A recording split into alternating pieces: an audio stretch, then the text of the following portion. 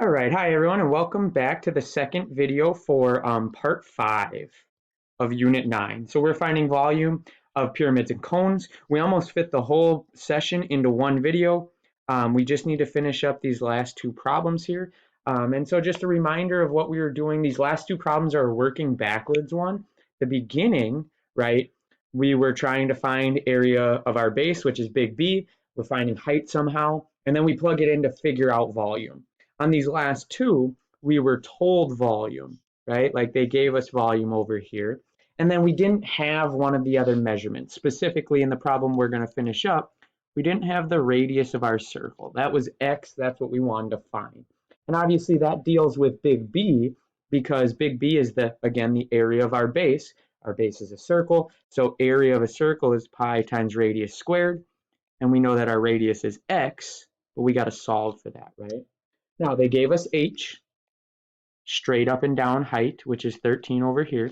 And so basically, as you see these arrows, we are plugging things in to this volume formula. This arrow here, we know our volume, so we plugged our volume in. This arrow here, we know the expression for our area of our base, pi times x squared in this problem. So we plug that in. And then we know for this arrow, h is 13, right? And so what we did prior to the other video ending up was we wrote this all down. We know the equation for volume for a pyramid or cone is base times height divided by 3. And so we plugged in big B, that's the pi times x squared part. We plugged in 13 for h, and then we obviously divided by 3. We plugged in 2,614 for the volume. To get rid of that fraction, we multiplied both sides by 3, right? And that allows us to cancel the fraction. Again, we got to multiply both sides by 3. And so 3 times 2,614 gives us 7,842. The other thing we did prior to ending that other video was we actually multiplied 13 and pi, right, into one number. That gave us 40.8. And so our last step here, or two steps, is to get x squared by itself, we need to divide both sides by 40.8. Right? And when we divide the right by 40.8, it cancels out. So that'll give us x squared on the right. And then this is what we need to type into our calculator, 7,842 divided by 40.8. So let's go to our calculator. I've got that loaded up. I'm going to hit up, enter 7,842. And we're going to divide by, I'm going to hit up a couple times and get that 40.8. Hit enter, enter again, and it tells us it is 192.0 roughly, 192.0. So that is what x squared is. So we want x, so we'll take the square root of that. And it is telling us that x in this problem, remember x is the radius of our cone, is going to be whatever the square root of 192 is. So second square root button, I'm going to hit up and take that whole decimal, hit enter, and we get roughly 13.9 if we round up. So our radius was 13.9 in this problem, and that is feet, 13.9 feet. And we've got it. All right, so let's do a similar thing here for the second example, but instead of working with a cone, we are working with a square pyramid. Now, square pyramid is kind of important. Again, this is a bad-looking square, right? Kind of looks like a trapezoid, but it is a square. And so our volume is going to be big B times h divided by 3. But this time, notice we're looking for h. We don't know what it is, right? But we do have our volume, so we'll be able to plug that in for V. And we do know the sides of this square. And so we can find big B, right? And so if I draw my square, which is my base, and my dimension is 11 by 11, big B is the area of that square. For a square, we'll call it base times height.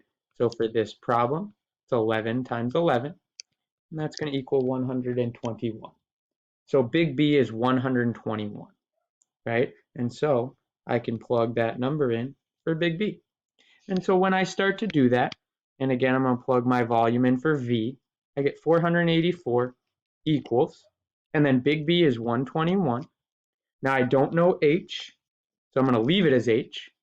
That's what I need to solve for, 121 times H. And then remember, divide by 3 for volume of pyramids and cones. Now I'm going to start by multiplying both sides by 3. Get rid of that fraction. times both sides by 3. And my 3's cancel. And so that'll leave me with 121 times h on the right side. And the left side will be 484 times 3. So let's figure out what that is. 484 times 3. 1,452. Perfect. And then the last step to get h by itself, let's divide both sides by 121. Divide by 121.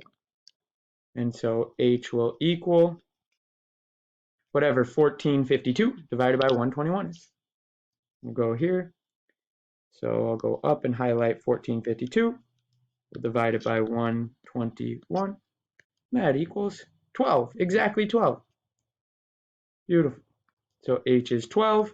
And let's see the units. It's looking like centimeters. So 12 centimeters was the height of this square pyramid. All right, and that wraps up part 5. I do not believe we're going to be doing part 6 or part 7. So that, I believe, is the end of our notes videos for distance learning, but specifically for Unit 9. And so let's get into, our practice and our reviews coming up here. Let's feel good about all the parts, and let's do really well on this unit and quiz. All right. So if you have any questions, please let me know. Remember, we will be doing a homework review video to help you keep reviewing part 5 here tomorrow. So definitely check that out. But keep up the great work as always, and have a great day. Thank you very much.